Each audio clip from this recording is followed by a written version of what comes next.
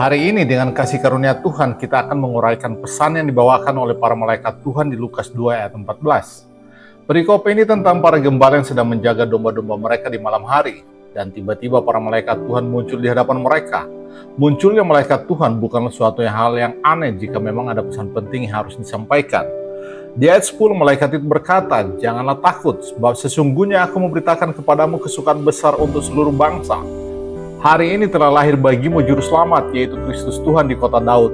Dan inilah tandanya bagimu, kamu akan menjumpai seorang bayi dibungkus dengan lampin dan terbaring di dalam palungan." Dan tiba-tiba tampaklah bersama-sama dengan malaikat itu sejumlah besar bala tentara surga yang memuji Allah, katanya, "Kemuliaan bagi Allah di tempat yang maha tinggi, dan damai sejahtera di bumi di antara manusia yang berkenan kepadanya." Pesan ini terdiri dari dua bagian, kemuliaan bagi Allah di tempat maha tinggi, lalu damai sejahtera di bumi di antara manusia yang berkenan kepadanya. Dan kita akan membahas bagian yang kedua, damai sejahtera di bumi di antara manusia yang berkenan kepadanya. Dalam menguraikan tentang damai sejahtera, saya menemukan 3 hukum atau 3 prinsip rohani dalam kitab suci. Di sekolah kita belajar mengenai hukum tentang materi, yang disebut ilmu fisika, untuk memahami tentang suatu zat atau benda supaya dapat kita gunakan dengan lebih baik. Dengan cara yang sama, kita harus mengetahui hukum spiritual ini, jika kita ingin mendayagunakan kekuatan rohani dan juga agar kita tidak melakukan kesalahan rohani. Prinsip yang pertama adalah bahwa damai sejahtera tidak dapat dipisahkan dari kebenaran atau kekudusan. Damai sejahtera dan kebenaran selalu berjalan beriringan. Itu berarti jika tidak ada kebenaran, maka tidak akan ada damai sejahtera. Hanya jika ada kebenaran atau kekudusan, maka ada damai sejahtera. Allah tidak berkenan kepada dosa dan kepada mereka yang gemar berbuat dosa. Allah tidak berkenan kepada mereka yang jahat atau yang berkubang dalam kejahatan. Damai sejahtera bukanlah hal yang tanpa syarat. Anda tidak akan dapat mengalami damai sejahtera dan tidak akan mengerti arti damai sejahtera sepenuhnya sebelum Anda belajar untuk hidup berkenan kepada Allah. Damai sejahtera hanya akan Anda alami setelah Anda menyerahkan hidup Anda sepenuhnya dan hidup di jalannya. Kehidupan Kristen bukan sekedar urusan dibaptis lalu Anda menerima damai sejahtera. Baptisan itu dapat diibaratkan seperti mengambil satu langkah untuk memasuki kerajaan Allah. Namun masih ada satu perjalanan panjang yang harus Anda tempuh. Ada kehidupan yang harus Anda jalani sebagai warga kerajaan Allah. Jika Anda bercita-cita untuk menjalani hidup yang selalu berkenan kepadanya dan berkata, "Aku gemar mengerjakan kehendak-Mu ya Allah," seperti yang Yesus katakan di Ibrani 10 ayat 7, maka orang semacam itu akan dipenuhi dengan damai sejahtera. Di mana ada kekudusan, di situ ada damai sejahtera. Jika Anda tidak menikmati damai sejahtera, maka itu berarti Anda masih menyimpan dosa di dalam hati Anda, atau ada ketidakbenaran dalam hati Anda. Dosa adalah unsur yang sangat mengganggu. Sisi negatif dari hukum rohani adalah di mana ada dosa, pasti akan ada keresahan dan kegelisahan. Pesan yang dibawa oleh para malaikat ini adalah bahwa damai sejahtera itu hanya ditujukan bagi mereka yang berkenan kepada Allah. Damai sejahtera tidak bisa dibeli. Walaupun Anda seorang yang sangat kaya, Anda tidak akan dapat membeli damai sejahtera. Anda bisa saja membeli obat penenang atau menelan obat tidur sampai Anda tidak mampu berpikir lagi. Atau Anda bisa meminum minuman keras dan dimabukkan olehnya. Pagi berikutnya Anda terbangun dengan rasa sakit yang luar biasa di kepala Anda. Namun Anda tidak akan mendapatkan damai sejahtera dengan bahan-bahan kimia tersebut. Tanpa kekudusan tidak akan ada damai sejahtera. Inilah hukum rohani yang anehnya jarang dibahas di gereja sekarang ini. Sebagai orang Kristen tentunya Anda sudah sangat memahami bahwa setiap kali Anda berbuat dosa, maka damai sejahtera Anda akan hilang. Pernahkah Anda mengalami hal ini? Tiba-tiba saja damai sejahtera Anda menghilang. Anda menjadi gelisah, mudah tersinggung, menjadi gugup dan tegang. Anda menjadi murung dan sedih.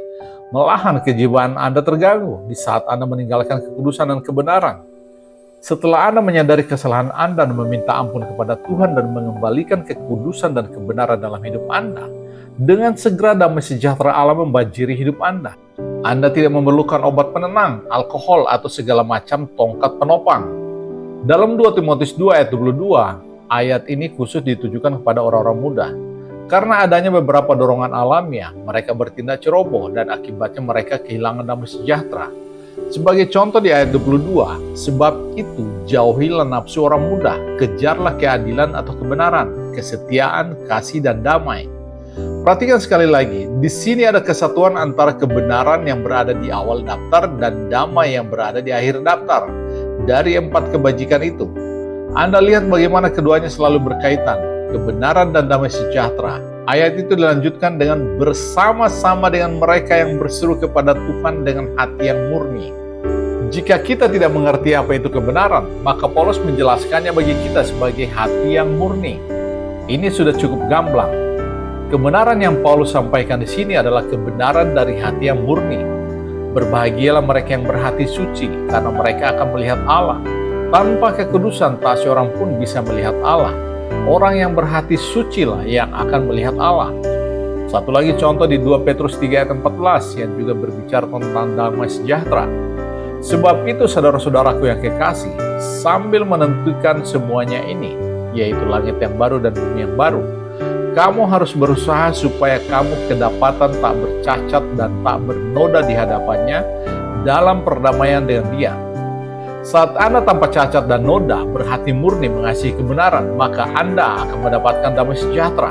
Anda akan melihat bahwa di sepanjang kitab suci, damai sejahtera tidak dapat dipisahkan dari kebenaran. Paulus menggunakan kata-kata seperti murni hatinya atau tanpa cacat dan noda.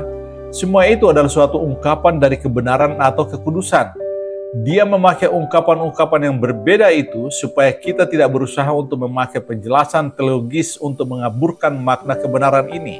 Tidak, Paulus sedang berbicara tentang kekudusan yang praktis, kemurnian di dalam hati, keadaan tanpa cacat dan tanpa noda. Lalu bagaimana caranya kita mencapai kekudusan ini? Mari kita lihat 1 Tesalonika 5 ayat 23. Semoga Allah damai sejahtera menguduskan kamu seluruhnya, dan semoga roh, jiwa, dan tubuhmu terpelihara sempurna dengan tak bercacat pada kedatangan Yesus Kristus Tuhan kita. Allah adalah Allah damai sejahtera, karena Dialah adalah Allah yang kudus, yang adil, dan Dialah yang menjadikan kita kudus. Akan tetapi ingatlah juga ini, bahwa sekalipun Anda adalah seorang Kristen dan umat pilihan, Allah bisa saja tidak berkenan kepada Anda. Dia tidak akan berkenan kepada Anda jika Anda menginginkan hal-hal yang jahat dan mengasihi dosa. Inilah peringatan Paulus di 1 Korintus 10 ayat 5 sehubungan dengan kebinasaan umat Israel di padang gurun. Tetapi sungguh pun demikian, Allah tidak berkenan kepada bagian yang terbesar dari mereka. Siapakah mereka ini? Mereka adalah para leluhur bangsa Israel. Dalam ayat yang pertama ia berkata, "Aku mau supaya kamu mengetahui saudara-saudara, bahwa nenek moyang kita semua berada di bawah perlindungan awan dan bahwa mereka semua telah melintasi laut." Dan di ayat 5 dikatakan, bahwa sekalipun mereka telah diselamatkan dari Mesir, Allah tidak berkenan kepada bagian yang terbesar dari mereka. Kata berkenan ini adalah kata yang persis sama dengan yang ada di Lukas 2 ayat 14, damai sejahtera di bumi di antara manusia yang berkenan kepadanya. Namun apa yang terjadi pada leluhur mereka? Umat pilihan yang nyata-nyata sudah diselamatkan secara ajaib dari Mesir, ternyata Allah tidak berkenan dengan mereka. Ibrani 10 ayat 38, penulis surat Ibrani berkata, "Tetapi orangku yang benar akan hidup oleh iman, dan apabila ia mengundurkan diri, maka aku tidak berkenan kepadanya." Peringatan bagi kita yang telah diselamatkan adalah agar kita tidak menginginkan hal-hal yang jahat seperti mereka. Camkanlah ini dengan baik. Sekalipun sekarang ini Anda benar, tetapi jika Anda berpaling dari kebenaran dan hidup tanpa kemurnian di hati, maka Allah tidak akan berkenan dengan Anda. Apakah yang terjadi pada mereka yang berada di padang gurun? Mereka yang tidak berkenan kepada Allah? Di 1 Korintus 10 dikatakan, mereka semua mati di padang gurun. Mereka dibinasakan, mereka diselamatkan keluar dari Mesir, akan tetapi mereka mati di padang gurun. Inilah hal yang menakutkan saya, bahwa Allah tidak akan berkenan dengan sebagian besar dari orang Kristen di zaman ini. Dan Paulus saat itu sedang berbicara kepada orang-orang Kristen. Itulah sebabnya dia berkata di ayat 6, "Semuanya ini telah terjadi sebagai contoh bagi kita untuk memperingatkan kita, supaya jangan kita menginginkan hal-hal yang jahat seperti yang telah mereka perbuat." Hanya dengan pemahaman itu, baru Anda bisa mengerti tentang makna dari pesan para malaikat itu. Mengapa mereka tidak berkata damai sejahtera di bumi? Tidak, tak akan ada damai sejahtera di bumi. Tetapi damai sejahtera di bumi di antara manusia yang berhati benar, atau yang berkenan kepadanya, atau yang menyenangkan hati Allah. Mengapa? karena mereka mengasihi kebenaran. Dengan demikian kita akan masuk dalam hukum yang kedua yang akan kita bahas di video berikutnya. Yohanes 8 ayat 31-32. Jikalau kamu tetap dalam firman-Ku, kamu benar-benar adalah murid-Ku, dan kamu akan mengetahui kebenaran, dan kebenaran itu akan memerdekakan kamu.